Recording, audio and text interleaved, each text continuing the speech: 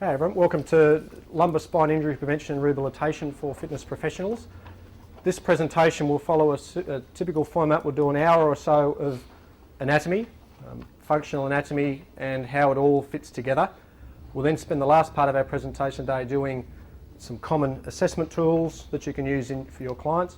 We'll talk about rehabilitation exercises or potentially dangerous exercises that are in the gym situation. And then I'll give you a list of comprehensive rehabilitation exercises for a wide range of conditions. So it'll be a reasonably intense couple of hours, but as I said, focusing first up on the anatomy physiology. So once you have a grounding in that, everything else will fall into place for you. Okay, let's get started. In your notes you'll see you have some basic anatomy. Now if you have a look at this picture, this is a side view of your lumbar vertebra. Now we'll see here from this picture, this is the front and this is the back. Okay, so this is the anterior piece, so I'm standing basically in that position right there. So we have at the front here the anterior pillar, which is made up of the vertebral bodies, which are the big hard meaty bits of spine that you see on most x-rays, or if you've seen a lumbar skeleton before, that's pretty well what it's about. Between it we have the intervertebral disc, which we'll cover in a second. So it's basically made up of the anterior pillar, and we also have a thing called the posterior pillar. And it's made up of a thing called the apophyseal joint, or also called facet joint.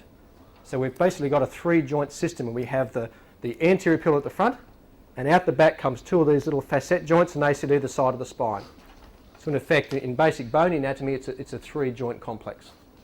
Okay, so the vertebral body, the disc, another vertebral body, and at the back we have the facet joints. Kind of how it works.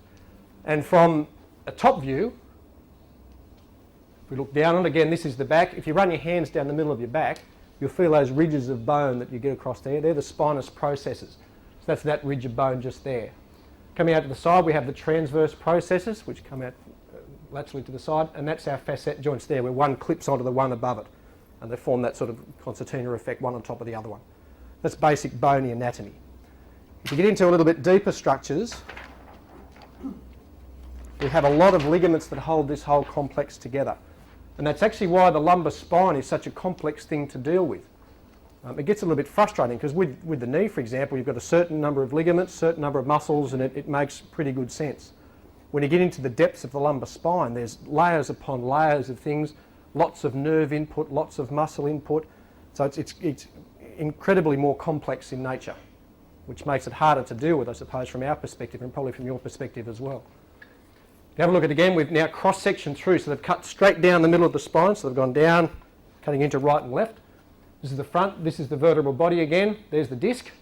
Down the front we have the anterior longitudinal ligament, which holds one to the next.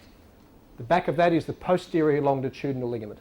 And we have ligaments all the way through here binding one level to the next.